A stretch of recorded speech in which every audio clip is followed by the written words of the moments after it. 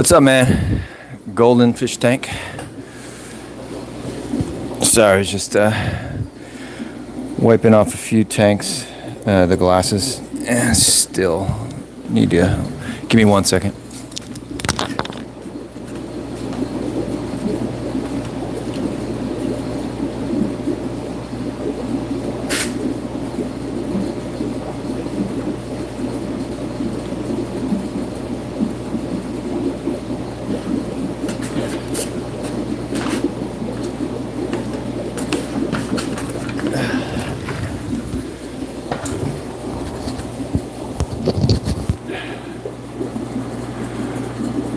What's up, big fish lad?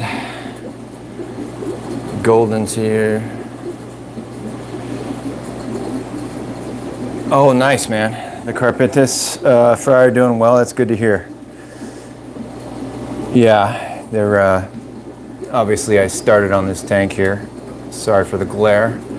But the Carpenters are doing pretty well. Try to get in there close for you guys.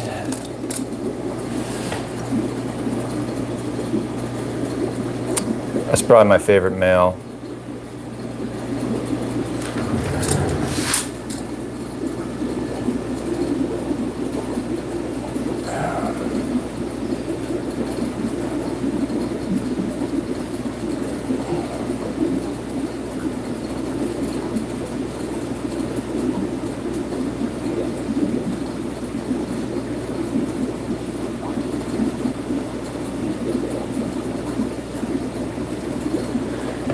And that would probably be number 2. I do have a third male that I've held on to with the Depuy tank. So I'm not sure which of the two. I'm keeping 3 for right now, but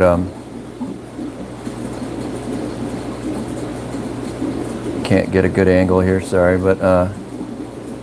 They're doing really well, and these females are not getting beat up whatsoever. Males are doing really good with them. So I'm happy right now. But as you guys know, with this species, you never know what's going to happen.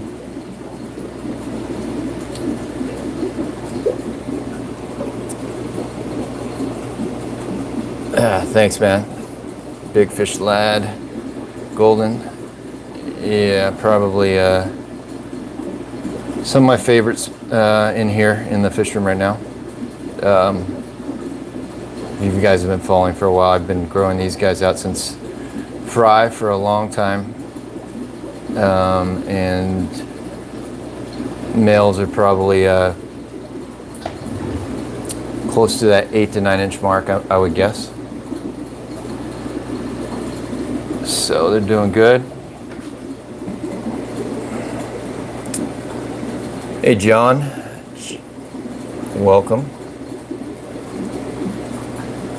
Nathaniel, what's up, man? Hey, Dwight. Nathaniel asks, how big is the tank? Well, this tank that we're looking at is a 150 gallon, and it's divided in 2 right now. 2 Carpenters pairs. Breeding pairs. I'm watching it very close for obvious reasons with the females, and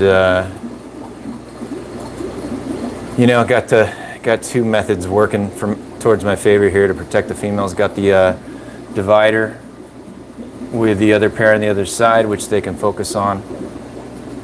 If you guys watched my recent Carpenters video, you see that male going berserk with fry through the divider with the male on the right. And also got some of my favorite dithers up here, the silver dollars. These things are just tanks, man. I mean, I'm not about punishing fish, but these things just have no problems with any of my cichlids. They do really well. So, got a couple things working to tone down the aggression on their females. So,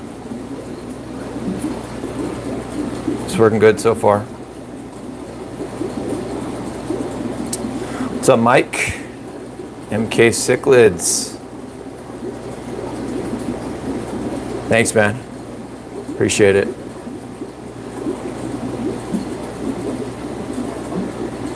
Yeah, John, it's definitely something I use a lot.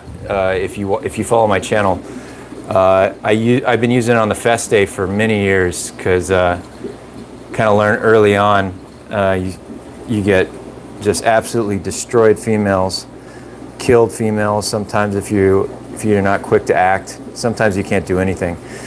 And so then I started using this same tank, this 150 gallon with my Festa pair, but I would just divide a separate male Festa on the right side, and it worked really well. You know, the male would focus more on that male rather than the female with him, and I had a really big pair that, you know, I held on to until I moved them. I held on to probably for a good 4 or 5 years, and they did really well with each other. I didn't have to divide or anything. And so I think a lot of that is because of the divider technique with another male Festa on the right. So, and it has to be a cichlid that they target, you know. Usually their own species, I think, but with the similar species like the Carpenters and the Depuy, they'll go after each other, as we'll get to in the 180 gallon here in a second. But before we move forward, guys, I forgot to just give a little format update of these live videos. There is no format.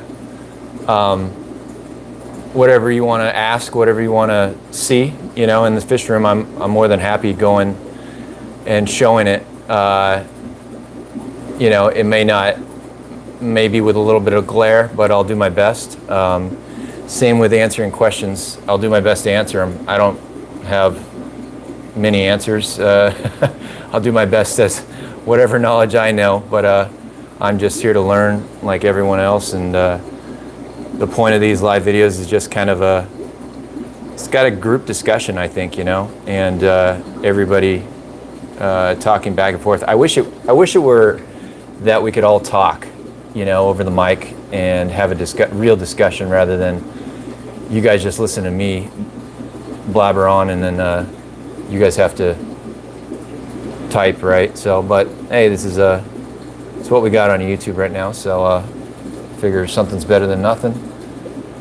And I try to do these videos whenever I can, you know, whenever from the family, and you know, I have free time, and obviously a lot of these videos go a couple hours in length, so I have to make sure I try to block off a time slot that big. So usually Sundays, as it's been for the last few months, and I just enjoy hanging out. So I'm talking with you guys. So anyways, let me catch up with some of the comments here. Yeah, and a lot of you guys are seeing other people join, and a lot of the people joining are, you know, in some cases, importers, distributors, have really nice YouTube channels like some people do here. I highly encourage networking purposes, you know, getting in touch with them, you know, if you want to get cichlids, or check out their channels. They have a lot of good content. So another really good purpose of these live videos. Let's see, Nathaniel. Yeah, John, it works with a lot of cichlids, the divider technique. Nathaniel said, I have a 75 gallon with all South American cichlids, and it's like 4 convicts, 2 blood parrots, 2 jack tempsties, and a green terror. Do I have too many fish? You know, I'll let a lot of other people here answer. I don't see anything in there that gets massive, so that's the first thing I would say. And by the green terror, I'm guessing you mean the Rivolatus rather than the Stahlsbergy. Jack Dempsey's. I think a lot of that, whether it works, is going to be based on your sexes and if you get pairs in there. Keeping up the water quality is obviously first concern. I don't see any fish in that list that would outgrow a 75 gallon on their own. I think you could possibly make it work unless you got some pairs that are just destroying everybody. So that would be my 2 cents, but I'm sure other people have some good feedback here. Feel free to answer Nathaniel's comment. Ethan, what's up, man? Welcome back.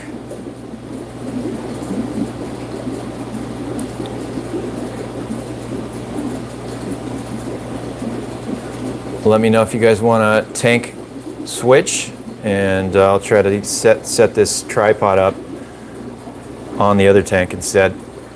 I know I'm holding this damn phone right now. It's a really good shoulder workout, but I'm not too strong, so at some point I'm gonna have to put this camera in the tripod.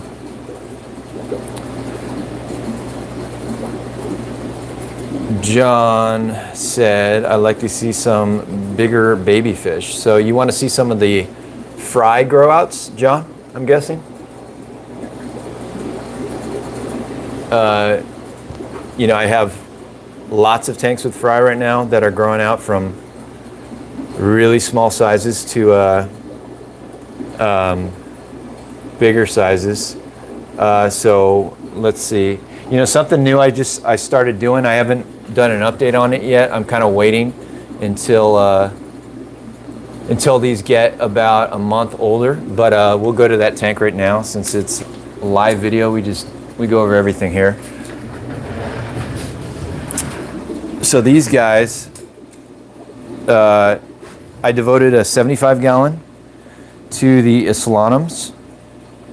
I had a pretty big batch of Islanum fry, the red Islanums, and you know, I was moving them for a while, and I'd say about 80% of the group moved on, and then you know, got less and less inquiries on them. And I really love to watch these guys when they get into the you know, the 3 to 4 inch mark, when they start coloring up and the males start becoming dominant. And so that's what I did with the remaining fry in here. There's quite a bit actually, but the biggest ones I'm going to be growing those out and trying to get some good video footage of the process. Hopefully it'll be as smooth as the first time around, where you know they'll pair up really quickly, and I know there's a lot of aggression that occurs, so hopefully I'll be able to move the rest of the fry by that point. But I should have a little, you know, a period of hopefully 3 to 4 months where they'll be small enough and I could still do the group thing, and may even see 2 pairs form and a bunch of other fry just swimming around. So I think this is gonna be a fun tank to watch here in about a month or 2. So there's one. Let's see. Try to go at these comments one at a time, guys. Big Fish Lad said, how are the Stahlsbergy doing? Are they still recovered? You know, man, it's tough with these Stahlsbergy, these wild caughts. It's like 1 month they'll be looking, you know, like they're over it and it's all behind them, and then you think you got everything figured out, you know, like I was here. Why don't we go to them? They're going to be a little shy, so I'm going to try to zoom in here. But 1 month you'll see them, looks like they're over it, and then another month you start to see a little white stringies. I'd say right now they're looking decent, especially the dominant ones in here. There's 11 of these wild caughts, and you know, they're up and down. The one good thing is they're always spawning. And last spawn was the first one that I really did nothing with. I just let them all get eaten. I just had no space to pull fry. You know, I've been moving a lot of their fry from other batches. And I even have a batch that's really small up above here in at the top breeder box. So, you know, this batch was bigger, but a lot of these guys, when they were smaller, hopped like this little grill that prevents them from going in, but they hopped that thing and went back in the tank. And it's not a big deal, but because I have another big 40-gallon with a bunch of their fry. So what I do with these, I'm not sure. I might actually combine them because they're getting up to size actually. So we'll see. But yeah, Stahlsbergy, it's kind of month to month, man, how they do. Next, Ethan said, Nathaniel, right, long term, I think that would be too crowded and very difficult to keep up for water quality. For that stock, I would recommend at least. Yeah, Ethan's definitely right. 6 foot, 125 or a 180. You know, if you can go 6 foot, you might as well go with a 180 to get the extra width. You know, that would be much better of a tank. And he's right with the water quality. Keeping that up is the biggest concern. I'm borderline water quality with my 2 Trimecs in a 90-gallon, and they're only around 8-9 inches for reference. And I have to do a lot of water changes. So, you know, you can make it work as long as you put in that effort. Yeah, space is also an issue. So be careful. Kevin's here. You got any Freddy fry? Yeah, I mean, keeping in the spirit of it was asked to go look at the fry. We'll go over to the Freddy fry real quick, show you guys what size they are.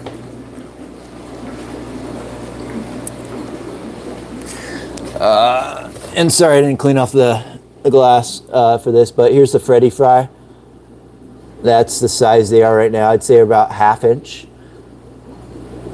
And they seem to be doing really well. You could actually see their little markings on them. It's pretty cool. They're just like miniature versions of their parents, obviously. But at this size, it's neat to see the markings. I don't know if you guys can tell because the quality of these videos ends up being downgraded. So yeah, Freddy Fry, Kevin are doing good, and they'll probably be available. I'd start releasing them in about a month once they get closer to that 3/4 of an inch size.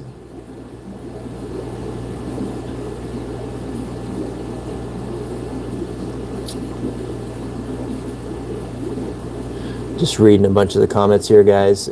See if there's any requests. A lot of good conversation back and forth, which is awesome. Big Fish Lad said his Stahlsbergy is the same, so up and down. I have decided to leave him to it. Yeah. So Big Fish Lad, are you getting the white stringies on your Stahlsbergy? I know a lot of people who get that, even not even Wildcats. Some of their captive bred stuff gets a little bit of that. So, and I've even heard Rivolatus, people keeping Rivolatus have had that same experience, and they just kind of ignore it. It comes and goes, and that's basically what they've told me. They just stopped treating it. It just wasn't something they could get rid of. It just keeps coming and going. So, kind of annoying, of course, having to deal with that. You know, that's the last thing you want to see. But let's go back here, guys. Let me get my tripod. Or before we go back to the tripod, since we were just on the Freddy fry, maybe we'll check out the Freddys.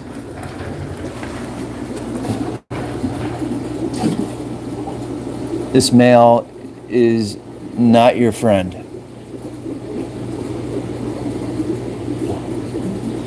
This is the most aggressive fish I have in my fish room. Actually, you know, this is the most aggressive fish I've ever kept. So how about that? This guy as you guys know, is relentless. Not a single fry in the tank. This is his normal attitude. And he will 100% destroy my hand if I put it in the tank. I will be bleeding quite a bit. I have before, so. Anyways. Your favorite Frederick Stahlsbergy, or multifasciatus as they call him now.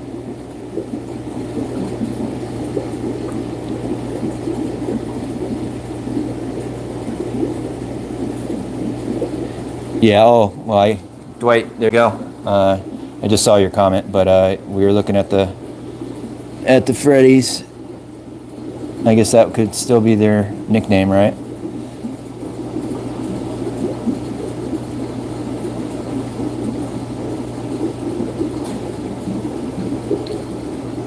Oh, Kevin, yeah, sorry, man. I guess you're not in the States, and I unfortunately cannot export fish. So, yeah, Big Fish Lad said, yes, white stringy, and he gets a bit bloated at times. They've stopped treating, and yes, just comes and goes. Stahlsbergy for everyone. That's the fun stuff that occurs. And I'm guessing that it doesn't occur in 100% of the cases. You know, I know there's people who keep them without issues, but it seems like the norm is with issues. The norm is you've seen a lot, you know, bloating, people losing them.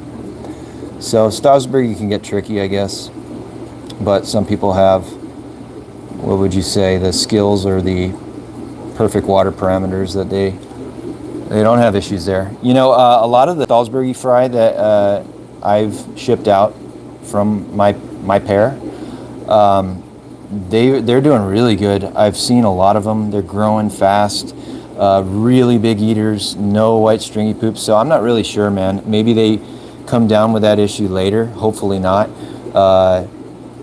Or maybe it's the F1s are used to, born and raised in my incredibly hard water and high pH, and they're used to it. You know, maybe my wildcats are never going to get used to it because that's not what they grew up in or were born in. So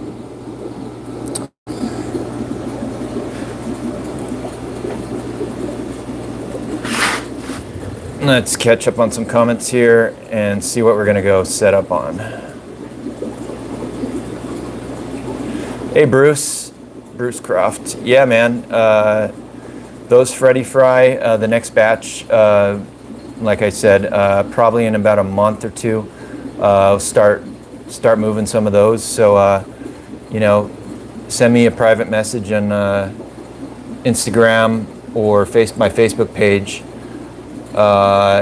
or you can just you know, comment here, and I'll send you my email and we'll get in contact. So we'll go from there.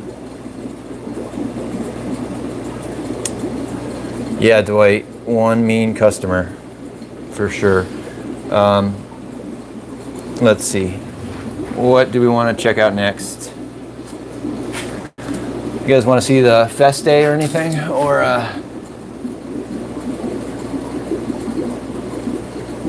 let me know and we'll move on. We've been checking out these Carpenters for a little while.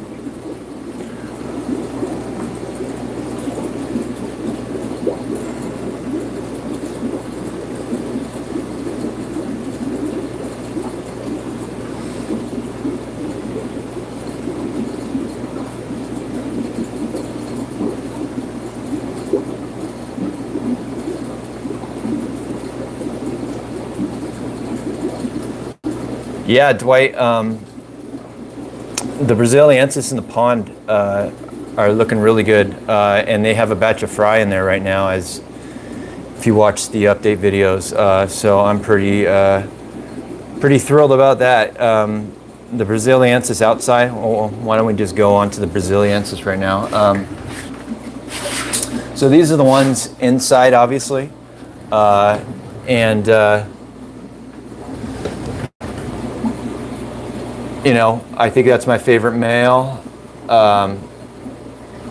Getting really aggressive lately, but the ones in the pond are doing really good.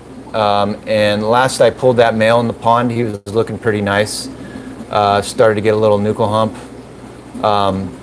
and now they have fry. So I'm not sure what I'm going to do with that pond, because I really plan on swapping them, putting this group outdoors for the winter. And now that the pair in the pond right now has fry, I might be forced to skip that idea. But we'll see.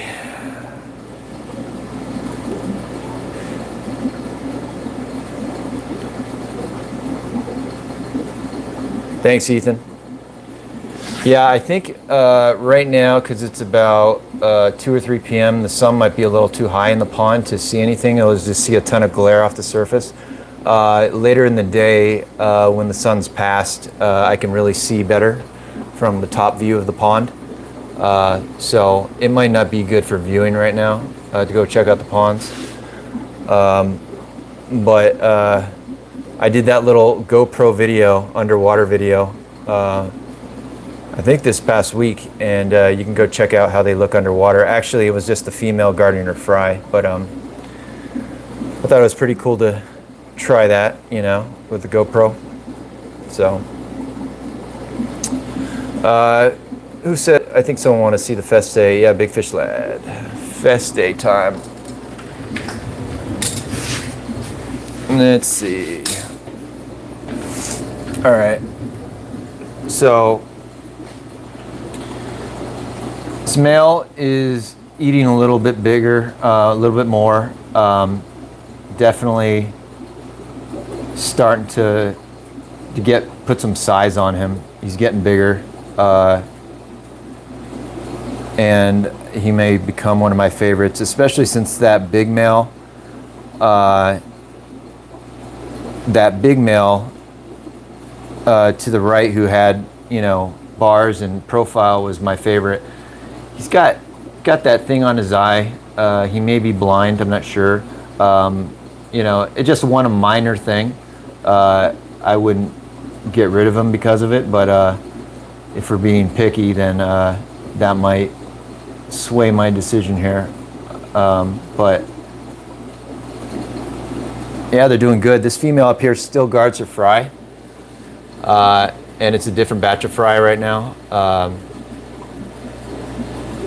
It's a newer batch, so I have a lot of their fry. I think I have 3 batches of their fry going right now. And here they are.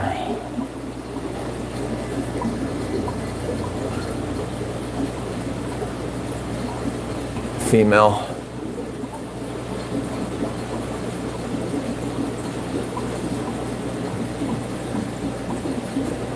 I love this female too. She gets really red, especially during breeding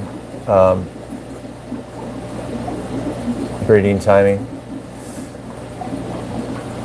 And this pair does really pretty well together. You can see a little minor thing on her tail, but for a red terror, I should be pretty fortunate to keep them together this long and not have a ton of other Festa in there with them. We got the thing on the right. So here's the other male, the bigger male. That's his good eye. Let's see his bad eye here in a second. And you guys tell me if you have experience with that. Well, hopefully he turns. Not sure if he is blind or what, but he's not going to turn, is he?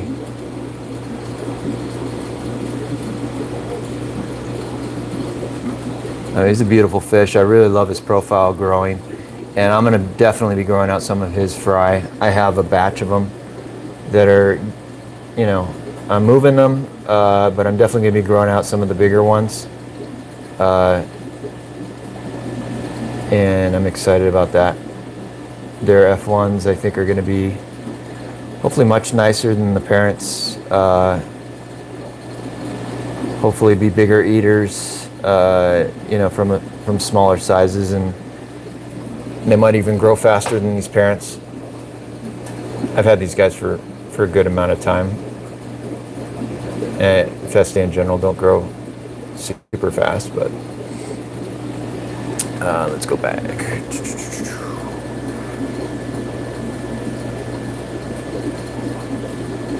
Yeah, big fish lads at Festa have got to be the best looking fish. You know, obviously it's all opinion and everybody's choice, but you know, in terms of coloration, especially with the females, it's hard. Most people argue that a colored up, barred up female, it's not a whole lot that can compete with that, as far as if you're talking about colors and brightness and this and that. You know, it's they're definitely near the top. I would agree with that. And I really love the males, man. When they get that gold yellow, and it's hard to see it through these live videos that don't show very well, but they're beautiful as well, and they get the red in the tail, so, and fins. Great looking species. A little bit of a pain in the butt if you've ever kept them. There's, you know, they're not the easiest species to keep. They have some issues, you know, and it takes patience. I mean, one of the biggest things is Festa in general are pretty shy, and so, you know, you pair that with how slow growing they are. It just kind of requires more patience in order to get to the point where, you know, you get a colored up male, colored up female, and paired up. And so anybody who has kept Festa before knows that, those struggles. But nice, John.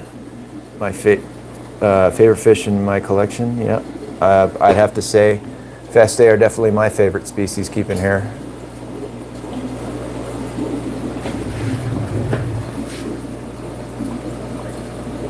Ethan said, I don't know, there are a lot of good looking fish.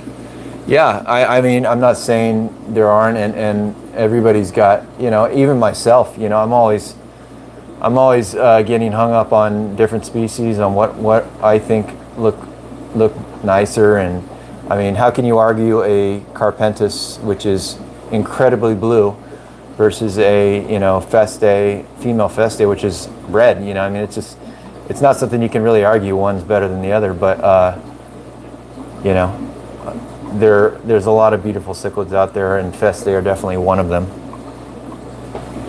That's pretty much all you can really say, you know. Yeah, red tiger moda female, Ethan.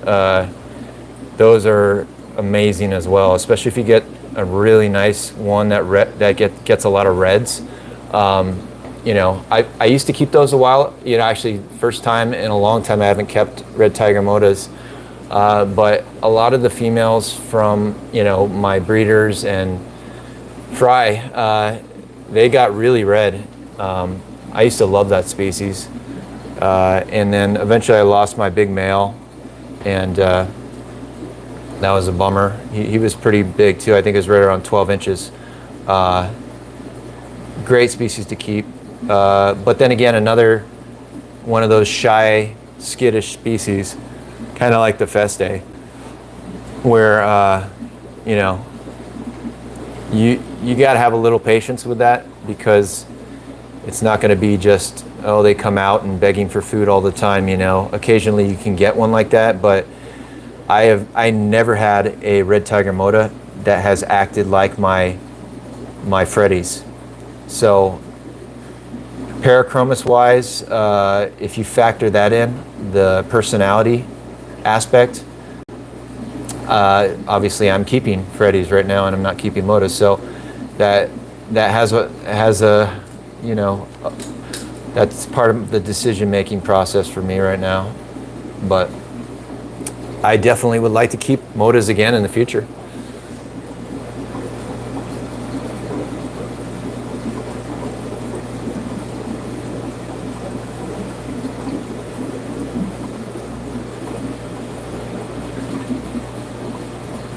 So Judge and Family, and first let me say, Judge and Family, if I'm not sure if you're referring to the question earlier about the 75 gallon that someone asked if that was big enough for the list of cichlids they wanted to keep, or if that's directed towards one of my tanks. Either way, I actually really welcome and like those comments, even if it's criticism. You know, it's very respectful the way you phrased it, and so I appreciate that. But maybe you can clarify whose tank you're referring to, if it's mine or the question earlier from someone else.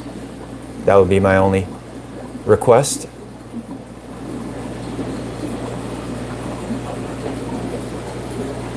John, I guess you're kind of answering Judge and Family's question. Is he talking about my 240 gallon that we're looking at right now? Or is he talking about the other tank question earlier?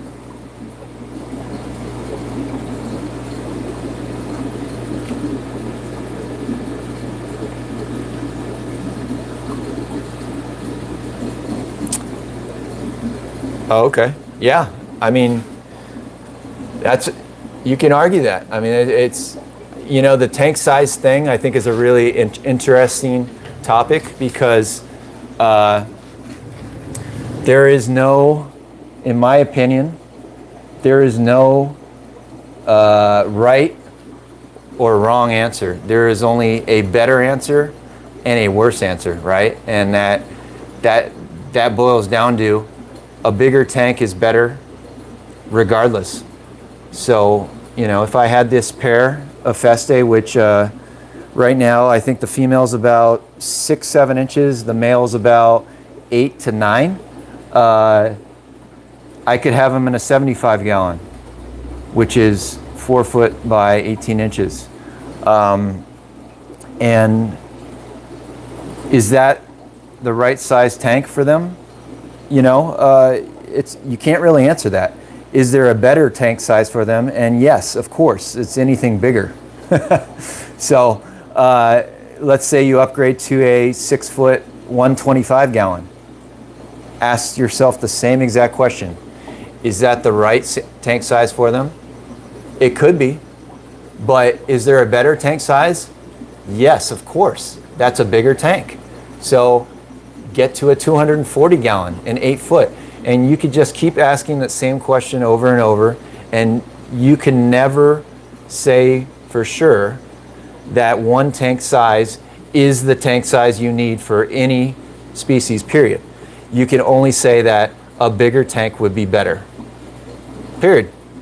So, you know, and that's not me saying I'm the authority on tank size. That's me saying I don't know anything. I just know that there's only a better and a worse option, and that's bigger and smaller tank. So that's it. You know, you see all these, you know, threads on social media arguing about what the right tank size is, and it's like, oh, it's this formula, gallons per inch, and all this and that. You know, I don't get caught up in that stuff. You know, it's no, everybody's wrong and everybody's right in their own respect. It's kind of an opinion thing, and there you go. I mean, let's say my dream tank here, just for reference, guys. Some of you guys may already know, it's going to be basically a replacement for this 240 gallon, which will be a 600 gallon, and the tank dimensions, the length is going to be the exact same. It's still going to be 8 foot long. The width is going to be twice as wide, you know? So it'll be 4 foot front to back and about 30 or 36 inches high. So, you know, even with that, I would say relatively large tank of a 600 gallon for a pair of Festa, I still could not confidently tell you it's adequate size for that fish. I could just tell you it's better than my 240. That's all I can say, right? So anyways, that's just my 2 cents on the tank size thing. I I'm sure everyone has different opinions, but.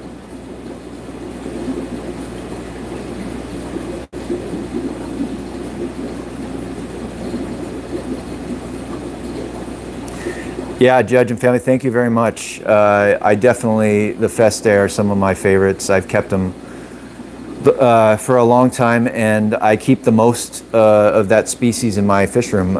Probably right now, maybe 25 to 30% of my tanks are filled with Festa. So I love the species for sure. Thanks, John. Yeah, the 240, it's a good tank size.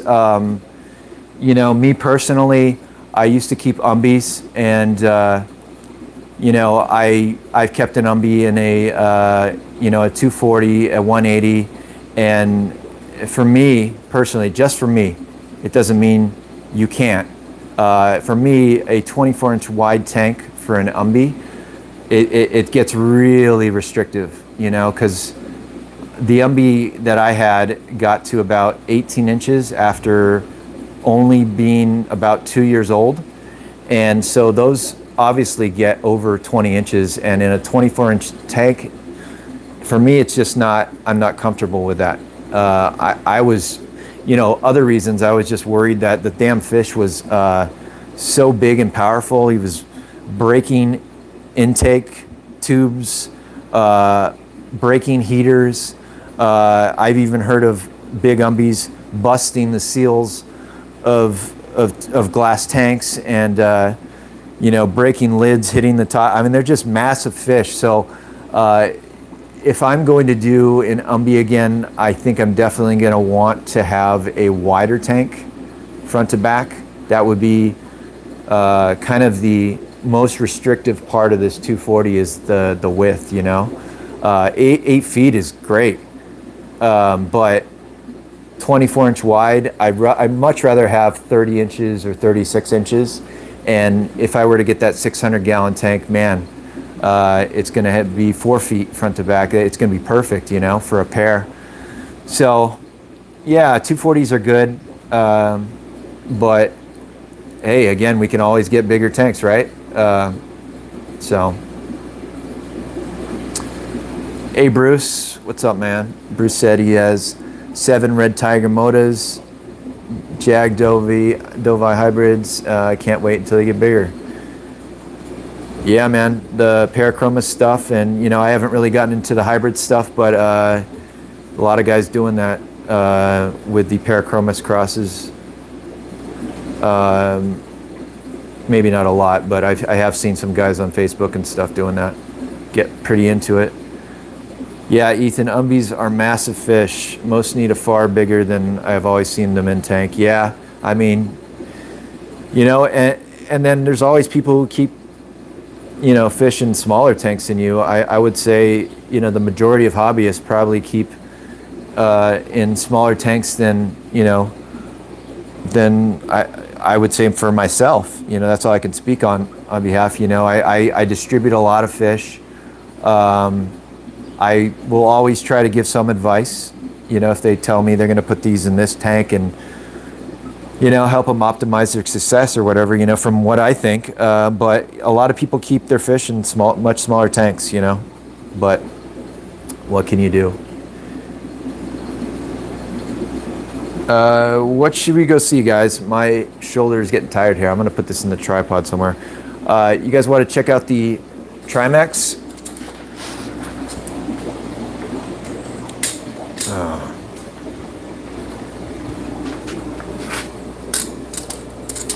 All right, let me tripod this and give my arm a break. Sorry guys, hopefully the video's still going.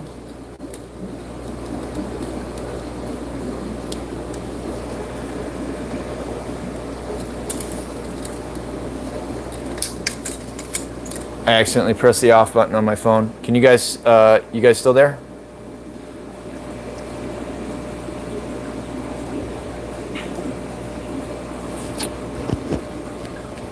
Comment if you're there.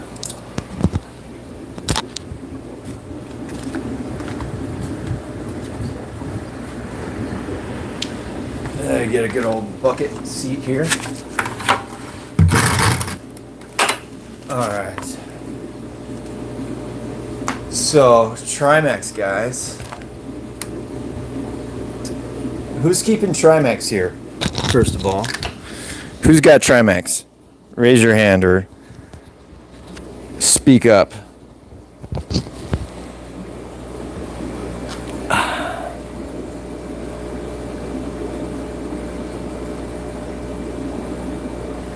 I know Big Fish Lad has some Trimec. Yep. Just amazing species. I wish I would have kept them sooner. I was never really Amphilophus guy in the past. I'm still not a big Amphilophus guy, obviously. I don't keep a lot of the species. But warming up to more of them in the future, hopefully. I like this Trimec a lot. I was even thinking of maybe getting another species, maybe even I have a buddy who's got gold bar Midas fry and another buddy who has some pretty large Hoga boomerums, and I thought it might be pretty cool to just keep one of these males divided with one of those. Obviously, this 90-gallon, and here we go back into tank size. This 90-gallon for these two males who are growing incredibly fast and eat a ton of food. I will be the first to admit the majority of people are probably going to say this tank is too small for them. Now, I keep up with the water changes by doing a lot of water changes. At minimum, I do 75% once a week. Maximum, I'm doing a second water change during that week. That's not ideal. I mean, it's a pain in the butt to do that much water change, but you know, it's for the fish, obviously. So the fish seem healthy. The water doesn't get fouled up, but the tank itself, I would definitely like to move this little divider setup into a bigger tank, you know. And I've talked about that before. I could do that in a 120. I could do that in a, you know, possibly my 150. You know, but then that's where my Carpenters are. So we'll see. I don't know how much bigger. I'm wondering if these guys are going to start plateauing in the growth rate thing. These guys are probably, you know, looking at them more 8 to 10 inches. I want to say that's really hard to say. They're definitely a lot bigger than those Festa you just saw. So it's I would say 9 to 10 inches and much thicker and taller. So hopefully they plateau. I'm not in a hurry for them to get to 14, 15 inches. I'm fine with them growing slowly from here, but Bruce Croft said he's got a small Trimec right now that he's growing up. He's about 5 inches, very colorful and great fish. That's awesome, man. Yeah, they're beautiful. Even that 5-inch range, man, it's just nice to watch that.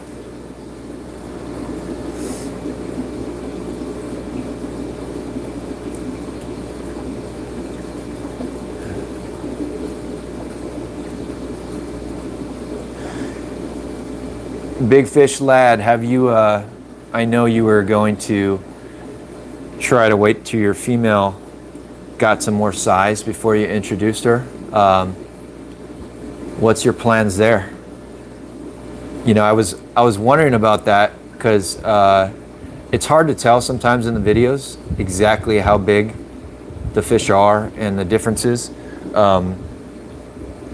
But for me personally, generally speaking, I love to have a much smaller female. As long as she can be feisty enough to fight back when she needs to. And also, if you can have those tubes and caves that the male cannot fit in, and I think that's just the most ideal situation. With umbies, I had to do that all the time. But I wonder if you considered trying something like that, having some tubes where, clay tube preferably, in my opinion, is the best, because you can get spawns on those tubes. They like that clay. But the male can't fit inside the tube.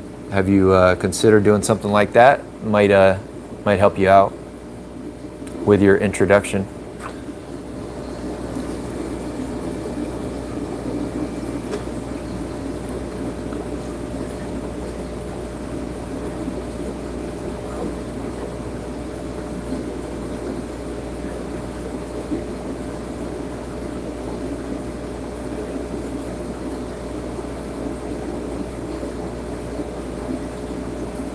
Big Fish Lad said, my male is 8 inches. He killed his last female, so it makes me very nervous. So she is currently in Predator Aquatics. Okay, I see what you're saying. Yeah, if I were to try to reintroduce another female, I don't know if that's in your plans, I would have the tank, have it divided for a couple months, and have some tubes on her side, and let her get really comfortable on her side, comfortable with the tubes, and then remove the divider. And you would hope and that she would be smart enough and comfortable enough to know where to go to get away from him, and give that a shot. That hole in the divider thing is kind of interesting. I see a lot of people doing that, but then the looks of it in the tank might not be the greatest. Plus that what is it called? Those dividers are it's the stuff from Home Depot and home improvement stores you buy. I think it's called light air diffuser or something like that.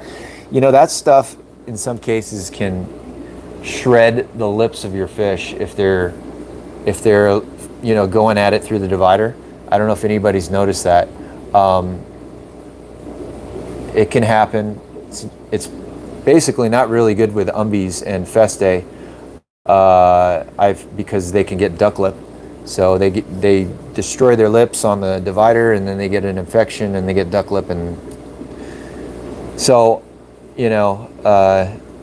not sure if you want to try a different technique, but I really like the tubes. If you can find a tube perfect in size that only she can fit in, I would give that a shot. Thanks, Bruce. Yeah, they're doing good. They're always flaring up with each other in here, and they don't have, obviously the male on the left doesn't have the most room to swim around. The divider is more, it's not really 50-50 of the tank right now, because I'm still back and forth with adding the female on the right side with the male. Right now she's not in there, but I have the divider for that purpose, because I may need to get another batch of fry. The fry that I've been moving is down to maybe 50 fry right now. So, and if you guys are interested, there's fry available, but Trimecs are kind of a dime a dozen. There's so many out there in the hobby, so I don't expect to move them very fast. Big Fish Lad said, yes, it's a great idea. Did the hole in the divider. I didn't like it. Yeah, that egg crate stuff is not very good for viewing. Has its drawbacks. I really love the acrylic dividers. I think they just look amazing. They don't take up a lot of space. Because when I do my egg crate dividers, I have the PVC tube to, frame around the edges, and it just takes up so much space. It's like thickness if you're looking at it from the side of your tank. And so, I got these acrylic dividers I had to make, but I have like 30 of them made for all these different tanks. And once I moved over to those, I kind of never go back. I only use the egg crate if I'm really trying to get a spawn through the divider in a very aggressive species like the Aslanums or something like that. But I mostly use the acrylics. Yeah, Mike, yeah, it's called light diffuser or something like that. Buy a bunch of it, like a 4-foot long piece or something like that. I remember making those dividers back when I used to use those mostly. Ethan said, yep, you definitely have got to keep that male on the right. He is amazing. Thank you, man. Yeah, I'm thinking that's the male I want. You know, the male on the left has a little bit better, you know, profile and nuchal hump coming through, slightly. I'm hoping the male on the right will, you know, start to develop that more and more. But I like his looks better. So that's probably going to be the keeper. We'll see. You know, with cichlids, you never know what's going to happen. So it's good to have a fallback plan in case, you know, God willing, something bad happens to the male on the right. You see all this crap on the floor, on the sand right now. You could tell how much waste these guys create. So I might do another water change today. That would be an extra water change from the norm. Mike says sometimes you can place rocks on the female side right next to the divider, and they can successfully. Yeah, definitely, Mike. The divider spawn is definitely a cool trick. I've never done it through an acrylic divider. I don't see why it's not possible, but you know, drilling these holes in the acrylic, it's not the easiest thing if you've ever done it. You have to be careful with the drill heating up. It cracks the acrylic sometimes, and so I don't really drill a ton of them. And that's what the air diffuser or light diffuser has as an advantage over the acrylics, is that it's got so much water that can go through it, and it can, you know, basically male can fertilize through the divider much easier. So yeah, it's definitely a cool technique. My Aslanums did that non-stop through the divider. It's pretty cool. It's called egg crate, and it does really work really good. Just have to get rid of the sharp. Yeah, you don't want any of those sharp edges messing up your fish. Light diffuser, Mike says light diffuser can be found in black as well. If you look online, it's just a little more, that's cool. I wonder if you can get the 1/2-inch PVC in black as well to match that, because all of my diffuser dividers all have PVC frames to support it and make it more sturdy. So I wonder if I can get that to match the color of the black diffuser. That would be cool.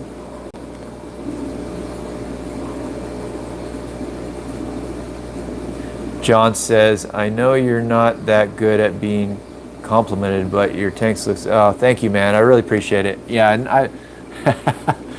I hopefully that doesn't mean I ignore compliments and completely. I just, I don't know. I personally, I feel like, you know, you coming from a humble perspective and always being open to learning is the best way to approach most things for me personally.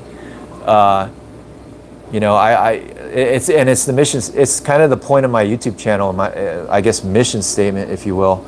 You know, I'm not. My YouTube is not to teach and to tell you how it's done. It's to give my experience, good and bad, learning and maybe some things that have been successful. That's it. So I just have a different approach, I guess you could say. Just makes me feel more comfortable that way. And I think I take learning, I can learn very well from various tips and advice people give me. I learn a lot from you guys, especially in these YouTube videos on the comments. You know, people will comment all kinds of cool stuff back and message me stuff, and that's where I learned a lot. You know, the Stahlsbergy thing with the peas, you know, I would have never thought to try that on my own, and it seemed to have benefit for my fish. So I'm really thankful for having this channel and this network. And then I share that advice back with, you know, I try to always share the advice that whatever I seem to have learned back, so hopefully more people can take advantage. Mike said, I know people with marine tank sumps use colored PVC all the time. I've never looked for it, but I'm sure we could find it in black also. Yeah, huh? Yeah, I know some of the bigger piping at the Home Depot and whatnot, they have, isn't it called like ABS? It's like a different material, and that comes in black, I think. But I bought some recently, and I cut it for tubes, and the stuff floated. It was really odd. It didn't sink like some of my other pipes, so you got to be careful with that. I'm going to move over here, guys, because I'm looking at these Macula pinus and panamensis here on the left of me, and I think they look pretty nice here. Let's see if I can get them.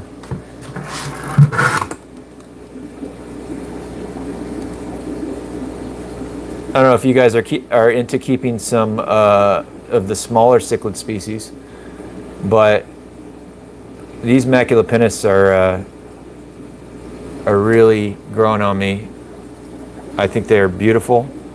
Even these panamensis, as tough as I've heard some people saying they were, as far as being sensitive, they're pretty damn cool looking, and they're coming around.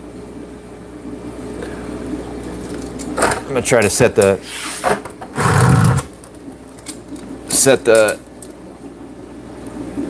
tripod up for you guys here while I get a drink. My mouth is toast right now, as you can tell from my voice.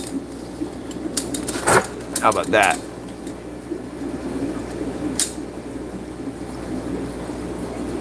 And you can see the Trimec too, right? A little bit.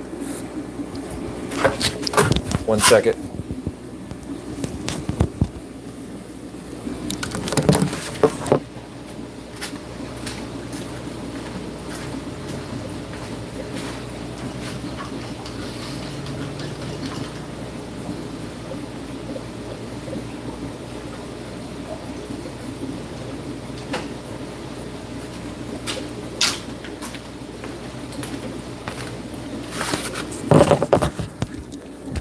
All right.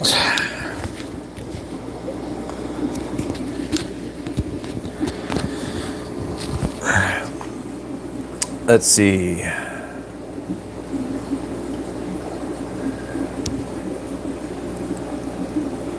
Anything else you guys want to see? Requests?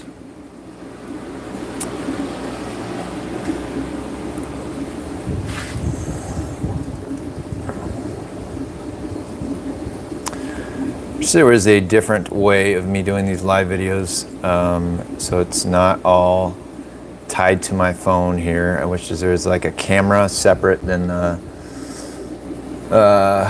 maybe I could comment and stuff and type on a laptop. I don't know, man. If anybody's good at this live video, please give me some advice on a better method to doing these. John said, these look like a fish we collected here in northeast Brazil. I forget the name of the cichlid we collected because there's so much stuff going on here. I do love these little cichlids. Yeah. Yeah, I mean, there's so many cichlids out there. God. Could they be I don't know, are there any geophagus out there? Let me try to get into this. Yeah, I'm going to leave this here for a second. Why don't you guys comment if you want to see something different?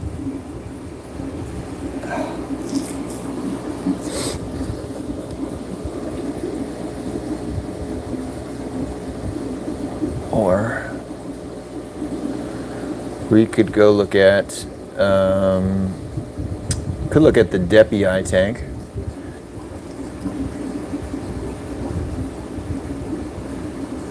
We have everything here. That's awesome. I'd love to go to Brazil someday.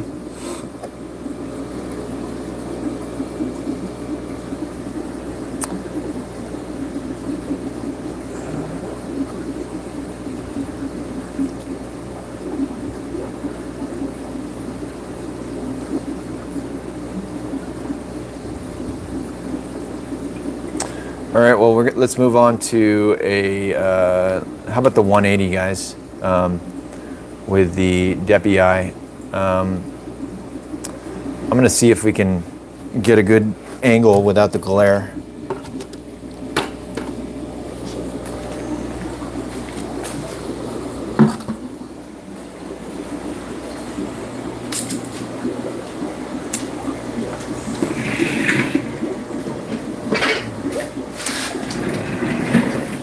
It's kind of new about this tank, and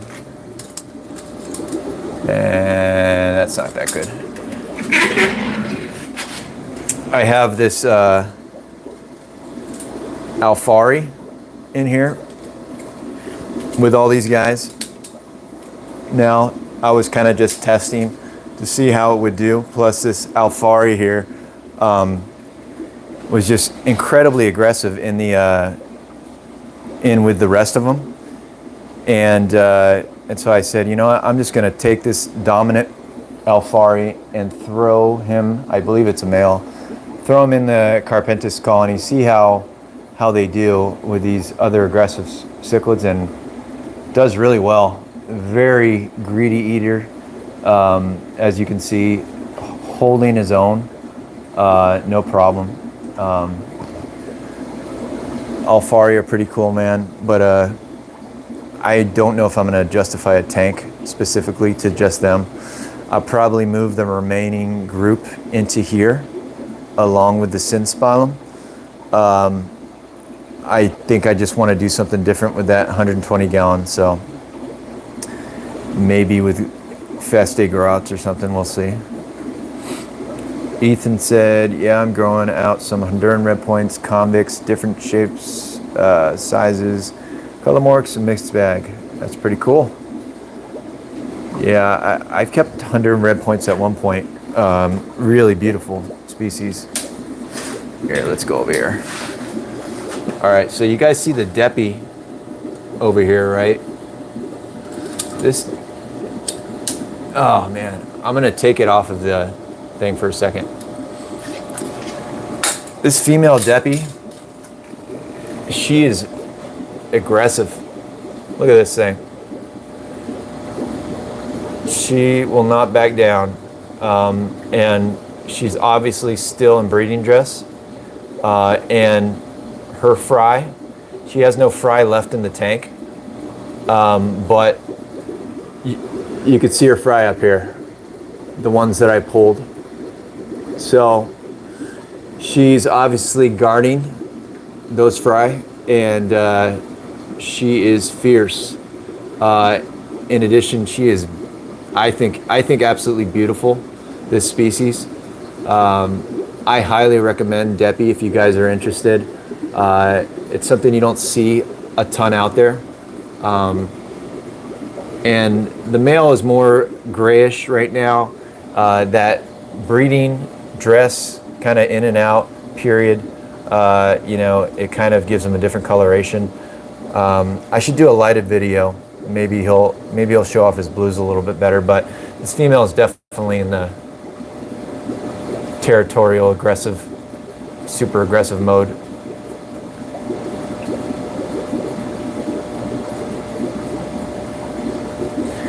Has anybody kept Depuy in here? Anybody in here? Hey, thanks, John. Have a good weekend, man. Thanks for stopping by. Ethan said Alfari look a lot like Jack Dempsey's to me.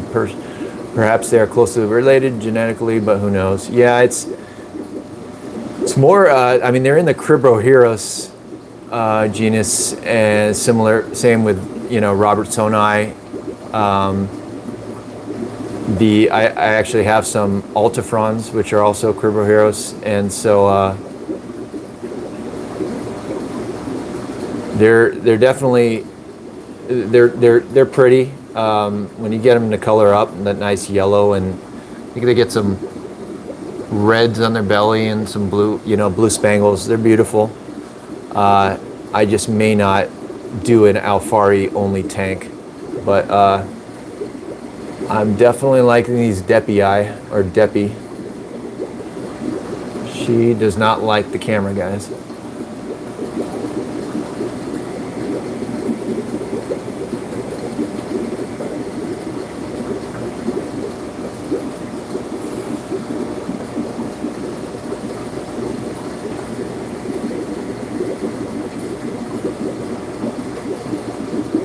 We'll leave her alone for a second while we go over here.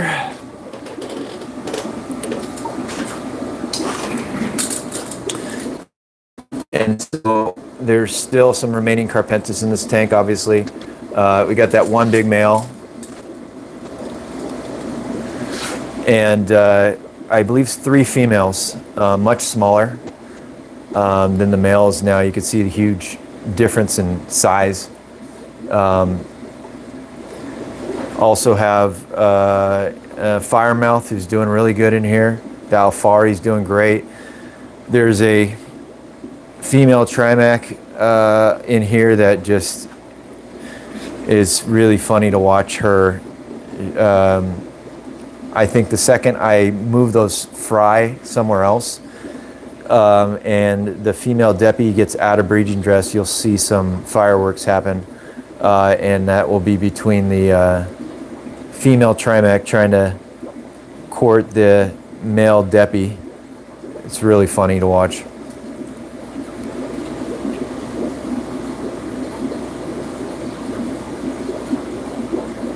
Kevin said she looks like Carpenters with white hair. Yeah. I mean, they're same family, Herichthys. They have a little bit different patterns. They get a little red dots on the face, more of a lighter bluish coloration. Kevin, I think you go check out one of my recent videos on the Depuy, not the spawning. I'm going to put a spawning video up next week, but there's one that I did previously, which will show off their coloration pretty good, and you'll see the patterns on their body completely different, but yeah. When they're in breeding dress, they both get the similar, black under their belly and throat and mouth, and it's really cool, really fun to watch. Yeah, Ethan, she's incredibly aggressive, and I haven't had a Carpenters female do that. Obviously, I would have shown that off.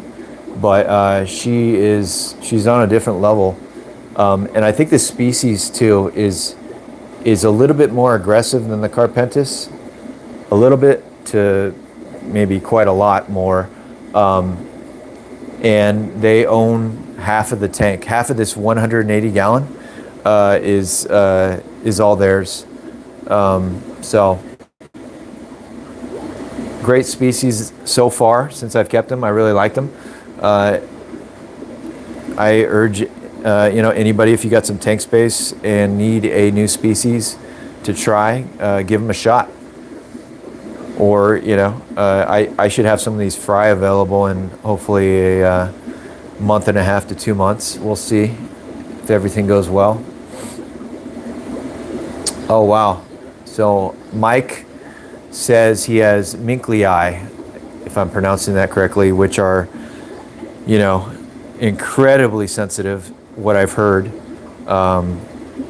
If you ever kept yellow Labradors, you'll know how sensitive species can be, which way I understand it, 95% of the people who have kept yellow Labradans have failed miserably, and I'm included in that. I lost my whole group of fry that I got. Actually, they were 1.5 to 2 inches. I lost that whole group in less than a month. They all bloated, and apparently Macula might be even more difficult to keep. So Mike, I wish you the best, and I hope you can be one of the few who's able to do that species right and show them off, because I think they're supposedly pretty difficult. So I'd love to see updates on them.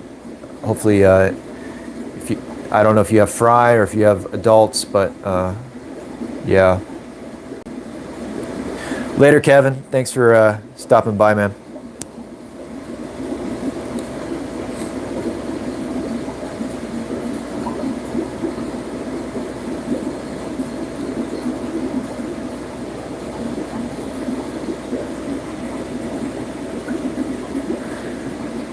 So I'm gonna go to the, which is right next to this tank. I'll go to the Altafrons.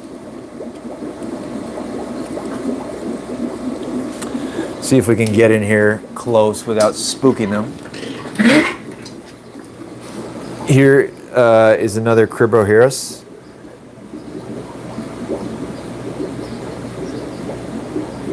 Yeah, I'm sure the video's not showing them off very well. They have a lot of these blue spangles on them. They're looking really nice. Let's see, this guy in particular.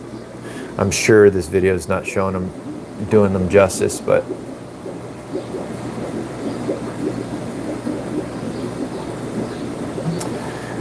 yeah, wait for the live, the fish room update video, guys. This month, I'll do them better. It'll be higher quality video, so.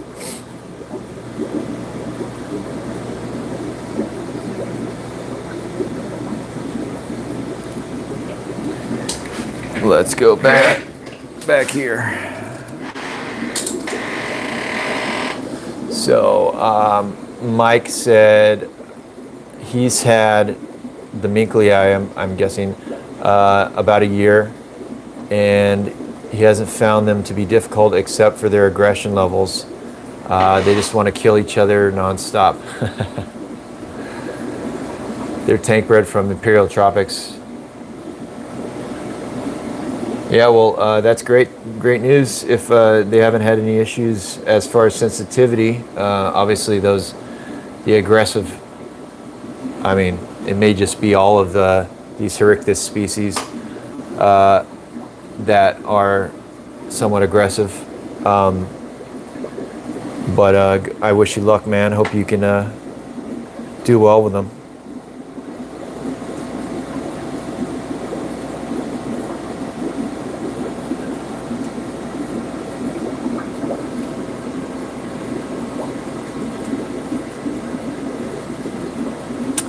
Let's go back. Put you guys back in the tripod. I'm gonna go back to the other Carpenters tank just as a holding period, holding point.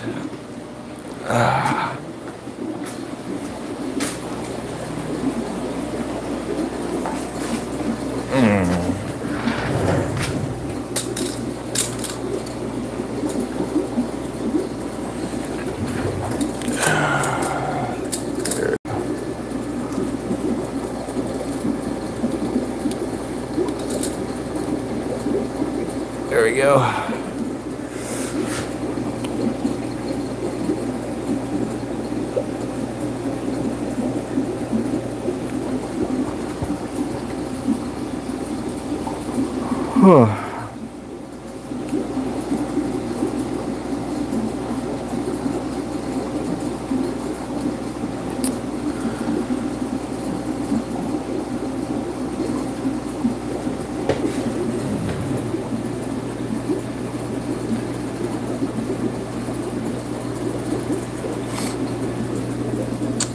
What else? What to see?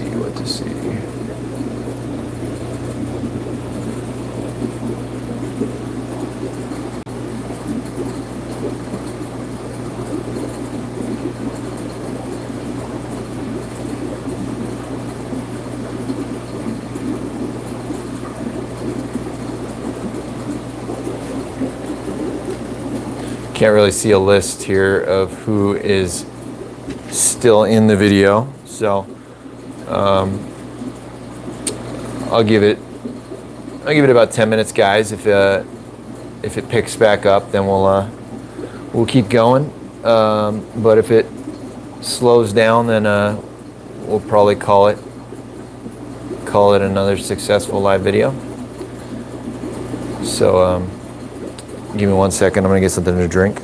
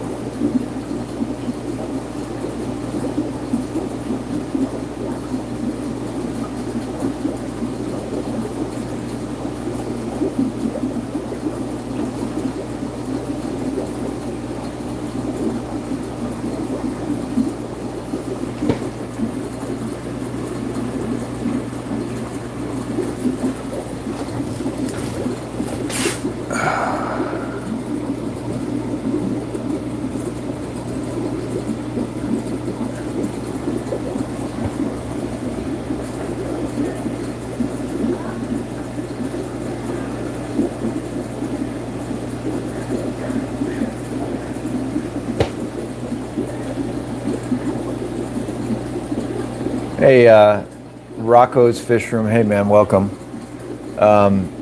You asked, what are those fish? They look like Texas. Yeah, they're actually, trade name is Blue Texas Cichlids. They're Carpenters, and the collection point or locality is Escondido. So thank you very much. They're, they'll, not so much in this live video, but they're extremely colorful, extremely blue. Just an absolutely beautiful species to keep. I highly recommend giving them a shot. Very aggressive. You can check out some of my videos that I've done on them, but definitely worth the hassle, And if you're interested, if you're in the U.S. and you're interested, I got fry. It's one of the species that I'm pretty successful and lucky with breeding. So it doesn't look like any end of fry, in the near future. So let me know if you're interested. You said, Rocco says, I have a Texas cichlid, mean little bugger. And you're actually in Texas, which is awesome. Yeah. So do you have the true Texas cichlid? The one that's found in the Rio Grande?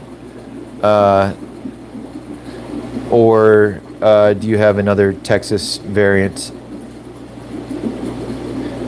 Because I've actually kept the true Texas cichlid.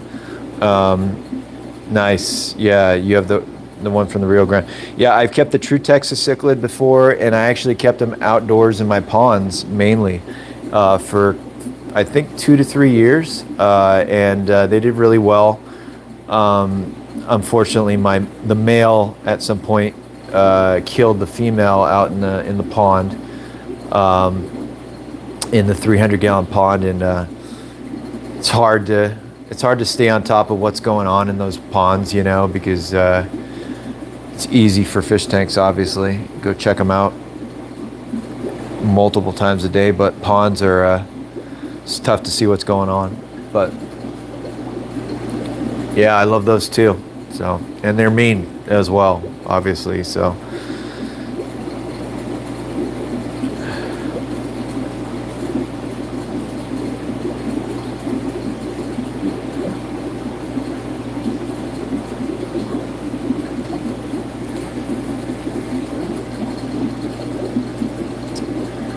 So Rocco, I know you just got here recently, but just to remind anybody else who just got here and is new, just to kind of hang out, chill, live videos, no real formats. We just, you know, I'm just sitting in my fish room on a Sunday, and if you want to talk about anything, ask any questions, feel free. If you want to see anything, I have about 23 fish tanks in my fish room right now, and if you want to see anything, you just let me know. I can move from tank to tank and try to show off as best as possible. Obviously, these live videos, quality is kind of, you know, the quality of the video gets toned down from YouTube, as well as you know, the garage doors are open, so you don't see things as clearly, and it's not at night with the tank lights on. But I have tons of other videos for that purpose. So yeah, don't hesitate to ask anything.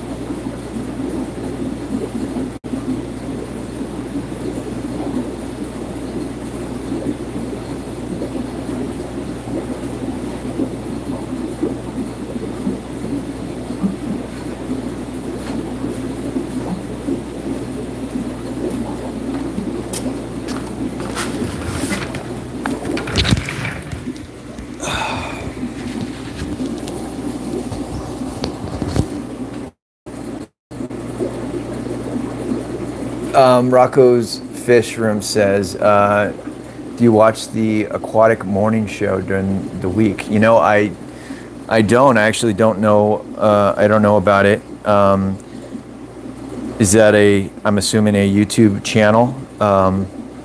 Maybe you can put more info in the comments here, and I'll try to check it out. I don't know what day of week it is. Sounds pretty cool, but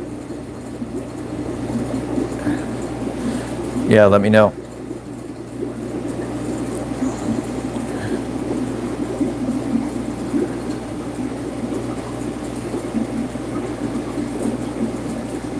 Yeah, I'll look it up. I'm assuming that's the name of the channel, or yeah, let me know.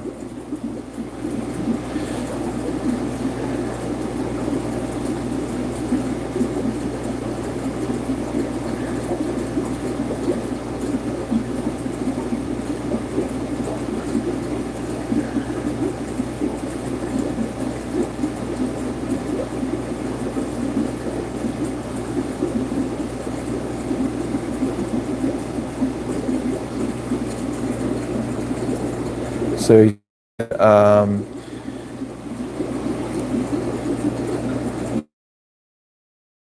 from Maine's Fish, Fur, and Fins, stream every Monday through Friday, 9 to 11 Central Time. Okay. Huh. Usually on her channel, but we host it together. That's pretty cool. How's the turnout usually? Obviously, as you can see, my channel is not very big at all, which is not a problem. I don't really mind. I think I'm more of a niche. I'm not like an all aquatic. I'm not even all freshwater. I'm just very focused niche on New World cichlids, and you know, I just kind of show my fish off and the experiences and what's learned and whatnot. So you get about, say, 40 plus right now. So you get usually about 40 people joining those morning shows. That's pretty good.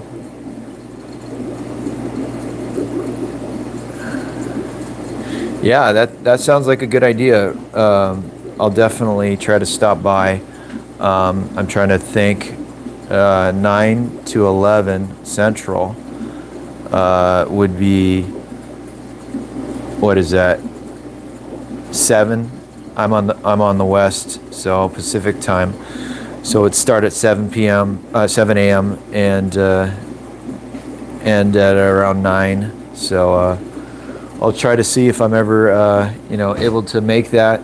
I'll try to stop by. I gotta, like most people, normal job. Fish is not my job. It's just a hobby. But I'll see if I can work it in, and come by. I appreciate the invite.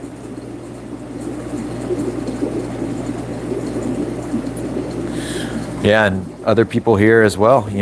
Go check out his morning shows. It sounds like they're pretty cool. And go ahead and check out Rocco's. That's the first thing I'm going to do. Rocco's Fish Room, and check out his channel. I appreciate him stopping by and sharing that info. So.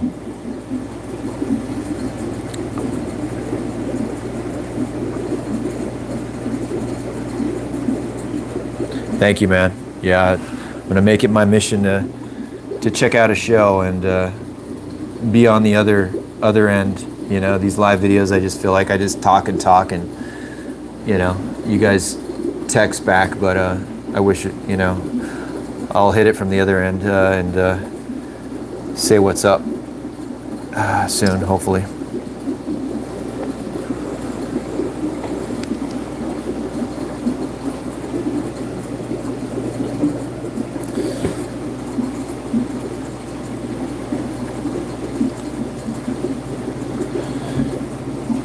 Well, Rocco seems to be the most active guy here right now. Rocco, if you don't, I'm not sure if you have to go, but if you want to check out any other cichlids, you let me know.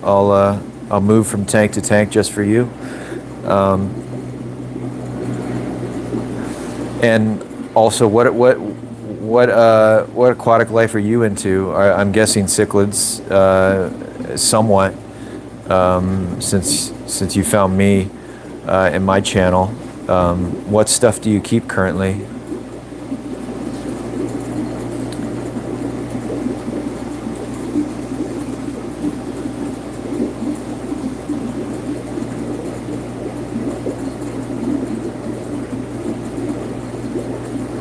Yeah, sure, I can move around here. I'll give you a personal fish room update. I usually do these fish room updates once a month, not live videos, but they're actual close-up versions of this, plus they'll be in much higher quality. So obviously these are the Blue Texas Carpenters, really fun species, really beautiful, and not showing any of the blue that they have through this live video, but I have plenty of video of these guys, so feel free to check them out. I also have another pair on this side, and I got little egg scatters, silver dollars, doing their thing. We'll move on. These guys are really fun. The geophagus braziliensis. This glare is killing me, but beautiful species. There we go. Show them off a little bit more. Get nice red coloration. And I also keep these guys in one of my ponds outside that I've shown through, the past year, and they recently just spawned outside, so it's pretty cool. Down here below is just a 75 gallon with some Festa fry. Underneath the Carpenters tank, you'll see the meanest fish that I keep, which is a Parachromis multifasciatus, the old Freddy, Frederick Stahlite. This guy does not mess around. Hand in the tank, you are going to bleed. So, very aggressive fish. Here's green terrors, true green terrors, Andinocara Stahlsbergy. Beautiful species, has been somewhat difficult for me keeping because there are sensitivity issues, but trying to solve that as best as possible. Down below we have some more Festa fry. This tank has a pretty good synspellum, a good sized synspellum. It's there. I wish I could show them off better here. They're really skittish and the garage door is open. And they got some Alfari in there. Those guys might go into the 180 soon. But there you go. And then down below I have more Festa fry. Big surprise. These I'm really looking forward to. These F1s, and I'm definitely going to be growing out some here. I need to get some males. They're off of that big male who had the eye issue, which we'll show here in a second. Solanum fry, Amphilophus solanum. I think they're Amphilophus currently, or ex-cyclosoma. Got a lot of these guys, and some of them are growing really fast. So I mentioned earlier, I moved them into the 75 so I can watch and observe the coloring up process, which is one of my favorites with the species. Incredibly aggressive species, but hopefully we'll get to see that in about a month to 2 months here. Let's see if you comment anything. And yeah, so you said tons of fry. Well, you just seen the tip of the iceberg. So down here below, these are both batches of Blue Texas or Carpenters fry, 2 separate batches. So lots of, like I said, there's no end of fry here. And I do have one really big Blue Texas here that's available, guys, if you're interested. I think I mentioned that previously. His tail's healing from the community tank. He's obviously hiding. He's about 7 inches. He's available. Let me know. And then, of course, probably the most kept species that I have here is the Festa, the red terrors. Absolutely beautiful species. And this female's guarding her fry up here in the top.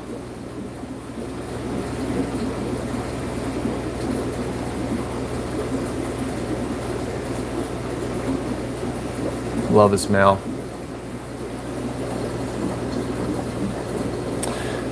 Anger Management Cichlids is here, guys. What's up, Freddy? Yeah, Freddy, sorry, I just checked the comments now. Were you checking out the multifasciatus, the Freddy? That dude is going to break the tank someday trying to get me. And then the other Festa, the male. He's always one step into the pot or that tunnel, that little tube right there. But this is the guy with the eye issue. See that one eye? I think he's blind on one eye. I'm not really sure. But here's might be my favorite male right now. We'll see. Hopefully he progresses. All right, well, let's keep moving around because we're giving a little quick personalized tour.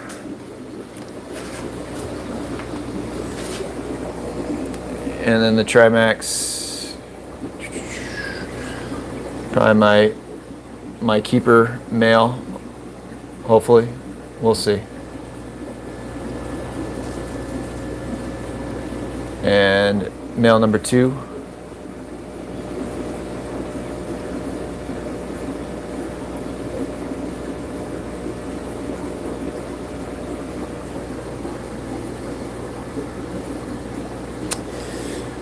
And then down below,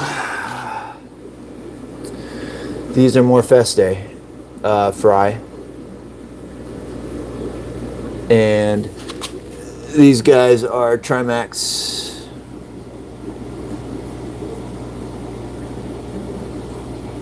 And then these are the multifasciatus, the Freddys.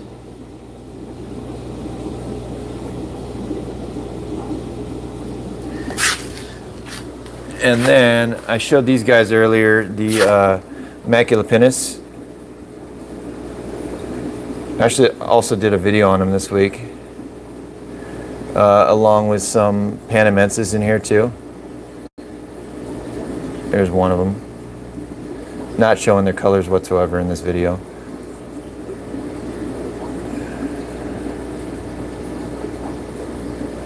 And then down below, these are the blue Texas, the Carpenters fry that are available right now.